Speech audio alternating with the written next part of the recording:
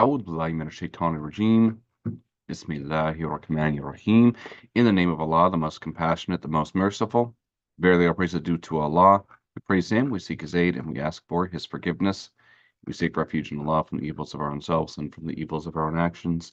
And whomsoever Allah guides, none can misguide. And whomsoever Allah leaves astray, none can guide back to the correct path. Ashhadu an la ilaha illallah, ashhadu anna Muhammadan abduhu wa rasuluhu, sallallahu alayhi wasallam. We testify there is no deity worthy of our worship except for Allah, who is alone in a partnership, never has and never will be another. And we bear witness that Muhammad, peace and blessing be upon him, is the last and the final prophet of Allah. Assalamu alaikum wa rahmatullahi wa barakatuhu. Brothers and sisters, friends and family, thank you everybody for joining in for the Sunday halaqah, where we will be continuing the book Those Promised Paradise by Noura. Today we're going to be going over, looks like pages 228 to 240, which describe about Uthman ibn Affan. With that, we'll go ahead and get started. The narration that's starting here, as we start into this chapter here, is referenced by Rasulullah sallallahu in At-Tirmidhi, reference 6061. Every prophet has an assistant, and my assistant will be Uthman. So there is a hadith from Abu Musa al-Ash'ari, recorded in several versions of al-Bukhari and Muslim. Bukhari, book 5, reference 23, for an example, which describes the powerful and beautiful relationship between Rasulullah sallallahu and Abu Bakr, Omar, and Uthman, which is as follows. I performed wudu in my house and went out and said, today I shall stay with Allah's Messenger sallallahu all this day of mine. I went to the masjid and asked about Rasulullah sallallahu, and they said he went in that direction. So I followed his way, asking about him until he entered a place called Bir Aris, which is a garden around a well. And I sat at its gate that was made of date palms leaves until Rasulullah sallallahu finished what he was doing and made ablution. Then I went up to see him sitting at the well of Aris on the middle of its edge with his legs uncovered, hanging in the well. I greeted him and went back and sat at the gate, and then I announced, today I will be the gatekeeper of Rasulullah sallallahu. Abu Bakr came and pushed the gate. I asked, who is it? Abu Bakr, he said, I told him to wait. Went into Rasulullah sallallahu and said, O Allah's Messenger, Abu Bakr asked for permission to enter. To this he said, admit him and give him of glad tidings, he will be in paradise. So I went out and said to Abu Bakr, come in, Allah's Messenger sallallahu gives you a glad tidings that you will be in paradise. Abu Bakr entered and sat on the right side. Abu Bakr came in and sat on the right side of Allah's Messenger sallallahu on the edge of the well, and hung his uncovered legs in the well, just like Rasulullah sallallahu. I then returned and sat at the gate. And meanwhile, I had left my brother performing ablution, and he intended to follow me. So I said, if Allah wants good for him, he will bring him here. Suddenly, somebody moved the door. I asked, who is it? And a voice called out, Omar ibn al-Khattab. And I asked him to wait. I walked over to Allah's Messenger sallallahu, greeted him, and said, Omar ibn al-Khattab asked permission to enter. And to this he said, admit him and give him the glad tidings that he will be in paradise. And with this I went to Omar and said, come in, Allah's Messenger sallallahu gives you the glad tidings that you will be in paradise. So he entered and sat beside Allah's Messenger on the built edge of the well on the left side and hung his legs in the well. And I returned and sat and said, if Allah wants good for another, he will bring him here. And again, somebody came and moved the door, and I asked, who is it? And the man replied, Uthman ibn Affan. And I asked him to wait and to Rasulullah sallallahu to inform him of his visitor. And he said, admit him and give him the glad tidings that he will enter paradise after a calamity befalls him.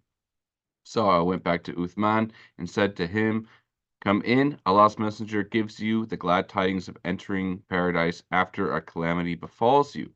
Uthman then came in and Finding the built edge of the well occupied, he sat opposite Rasulullah SAW on the opposite side of the well. So this hadith not only describes Rasulullah SAW's invitation to paradise to Uthman radiallahu anhu and the others, but may also explain the placement of their graves. For in Medina, Uthman helped many of the early Muslims with gifts of money and assistance to getting established inside of their new lives, and he was well known for his generosity. And when the Muslims needed a well, he bought it, and when the money was needed for a battle, he supplied much of it, and often he was not with the greater group, but off doing personal business for Rasulullah SAW. And a few stories illustrate his central and unique function in the early days of Islam, which is as follows. So, Uthman ibn Affan, radiallahu anhu, was among the noble young men of Mecca. He was very rich and had tremendously good fortune with money.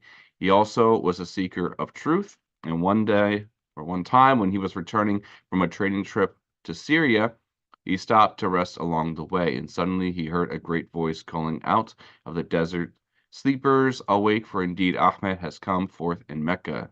And surprised by this announcement, Uthman hurried on his way, and he was shortly overtaken by Talha, as we had mentioned in the previous weeks about this story, who had spoken to a monk on his own trading journey, and the monk had asked him if Ahmed had yet come forth to Mecca.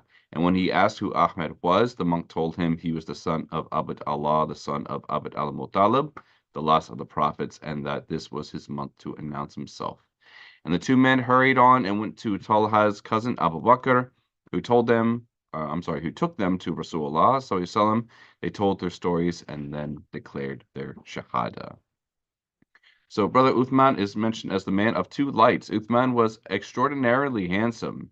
He married Rasulullah SAW's daughter Ruqiyah, who was very beautiful, and one day Rasulullah SAW sent them a message, and the messenger took a long time to return.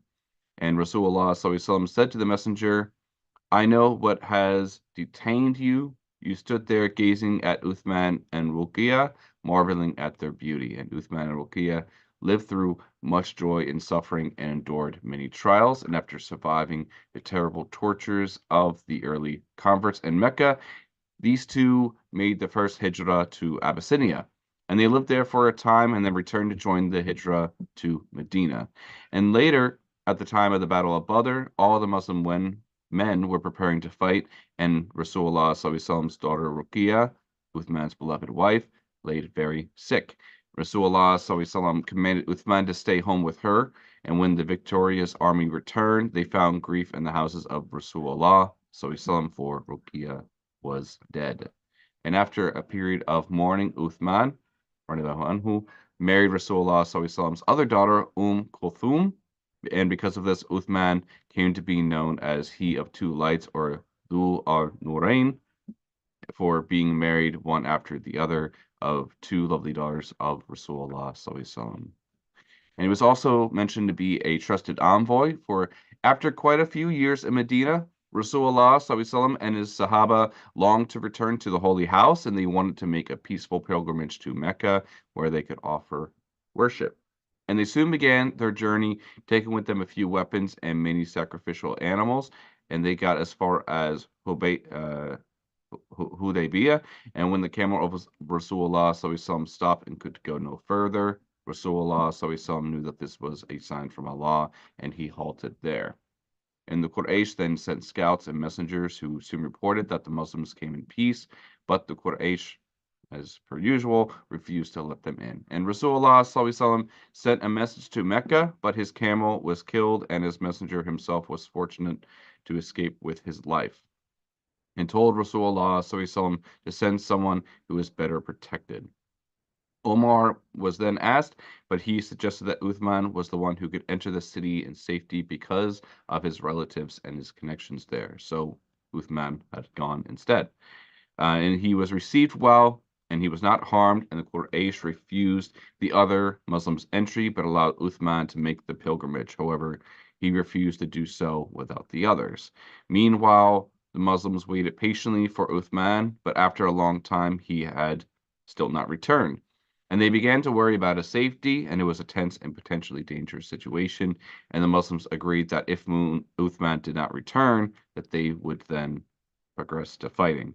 And yet they were ill prepared to fight, having come in peace, wanting to make pilgrimage. During Uthman's absence, Rasulullah SAW received a message from Allah to gather the people together under a tree and take a fresh vow of allegiance. And this vow became famous and was mentioned favorably by Allah subhanahu wa ta'ala inside of the Quran. It was known as the Pledge of Ridwan, for the peace it gave the believers and the pleasure it gave to Allah subhanahu wa ta'ala. And after that, those present had taken the hand of Rasulullah, so he took one of the hands and the other and made a vow for Uthman. And soon after this, Uthman returned safely, and the Quraysh sent envoys to make a treaty with Rasulullah sallallahu.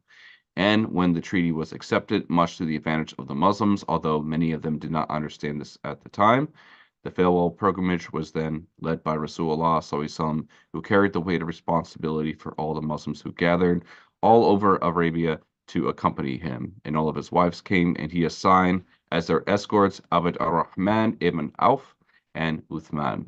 And that was the measure of the trust that he had in these two men, subhanAllah. Being a righteous leader of the Ummah and being our third Rashidun Caliphate, when Rasulullah SAW had died, Uthman continued to work for the Muslims as a trusted and valued advisor, first to Abu Bakr and then to Omar. And as Omar lay dying, he appointed a committee of 6 to choose the next Khalifa. And the group included Uthman, Ali ibn Abi Talib, Abd ar-Rahman ibn Auf, Sa'd ibn Abi Waqqas, Talha ibn Ubaidullah, and Az-Zubair ibn Awam. All of them have been promised the garden of Rasulullah. So the choice was obviously a difficult one. And for several days, they deliberated and discussed their appointment, and in the end, the choice came down to either Uthman or Ali. And Abd ar-Rahman went to the leading Sahaba and the other Muslims to get a consensus of their opinion in favor of Uthman. And in the masjid, before many people, he declared him the elected Khalifa and pledged his loyalty to him. And Abd ar-Rahman was followed by Ali and the other members of the committee and all the people, and in his acceptance speech he said as following: We dwell in the place of retribution. Our lives are mortal and short. We should try our best to do noble acts as far as possible, because we have to become victims of death. Every one of us will be answerable to our Lord on the day of judgment. And remember, life is unreliable and death keeps no calendar. This world is full of illusions. Take a warning from those who were involved in the pleasures of the world. They enjoyed all the comforts of life in this world, but returned to dust degraded. And truly, Allah is the beneficent and does not take prompt action against sinners. He gives us opportunities to reform ourselves. We should not take too much advantage of his kindness. We should therefore become conscious of Allah. We should not call up his wrath by doing evil deeds. We should try to win the favors of Allah by performing noble acts, which shall reward us in the eternal home.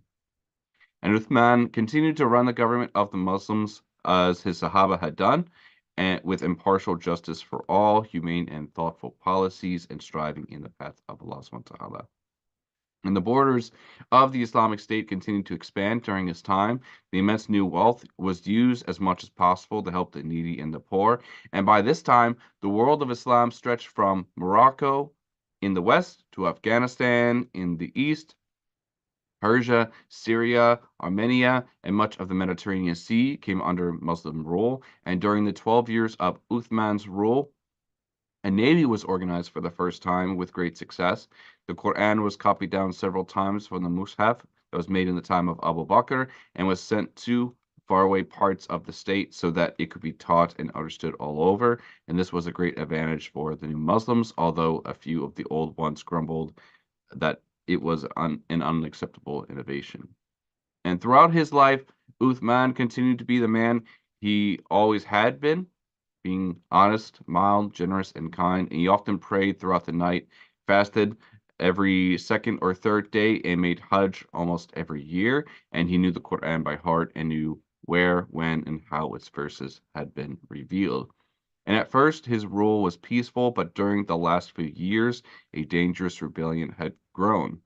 Uthman could have stopped it immediately with force, but he hoped to reason with the rebels rather than risk shedding the blood of the Muslims. And he remembered what Rasulullah SAW had mentioned to him, saying, "Once the sword is unsheathed amongst my followers, it will not be sheathed again until the last day." And some people made trouble for him. They accused him of appointing too many of his family members to high office and being too soft with them. They accused him of other things as well, such as making gossip and fueling criticisms wherever they went.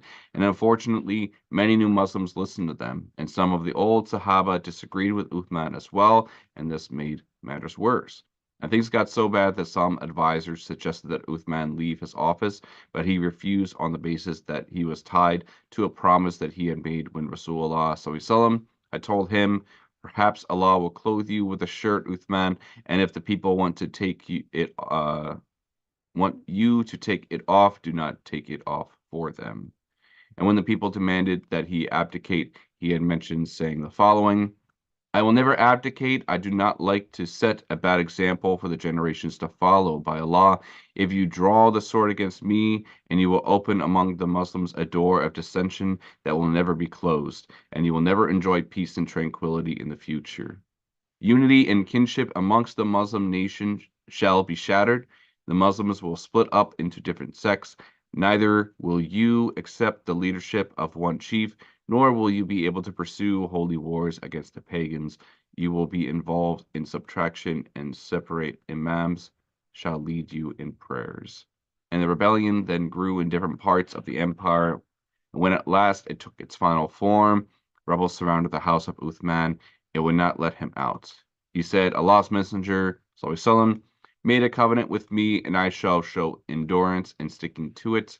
And at last, after days of sitting outside, the rebels broke into Uthman's house, entered his home, pushed aside his wife, and murdered him. And he was reading the Quran when the sword struck him while he was reciting, "Indeed, Allah is enough for you. He is the all-hearing, the all-knowing." Surah Al-Baqarah, Surah 2, Ayat 137.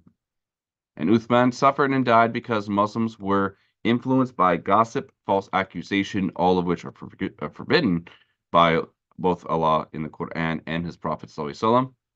And one of the people who gave in to these wrongs and assisted in the overthrow of Uthman was Abdullah ibn Omar.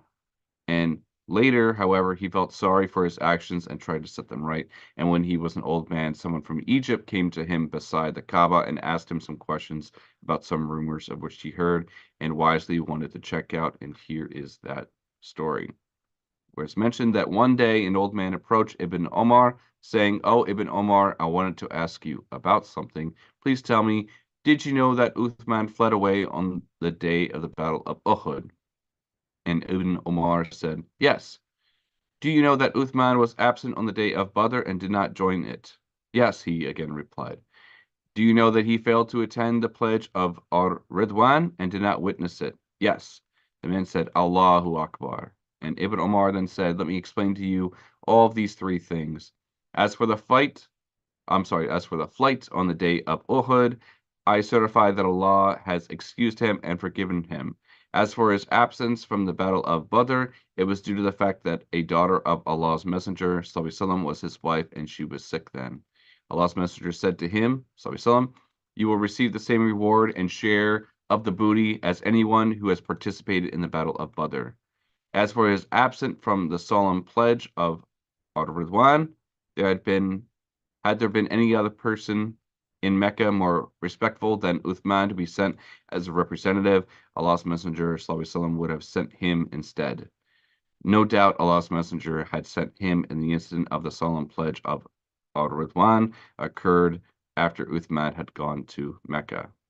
And Allah's Messenger (SAW) held out his right hand, saying, "This is Uthman's hand." And he stroked his other hand with it, saying, "This solemn pledge is on the behalf of Uthman." Then Ibn Omar said to the man, "Bear these excuses in mind." And so passed the third Khalifa of Islam. So may Allah subhanahu wa ta'ala bless the third of the rightly godly Khalifas, the man of the two lights, Uthman ibn Affan. And with that, we'll go ahead and close and open up for a discussion. Jazakallah khairan, everybody, for joining in. And inshallah, we will continue the following week with, looks like Zayd ibn Amr and Sayyid ibn Zayd. Allahumma subhanahu wa bihamdi ashhadu an la ilaha illa ant astaghfiruka wa atubu ilaik. Assalamu alaikum wa rahmatullahi wa barakatuh.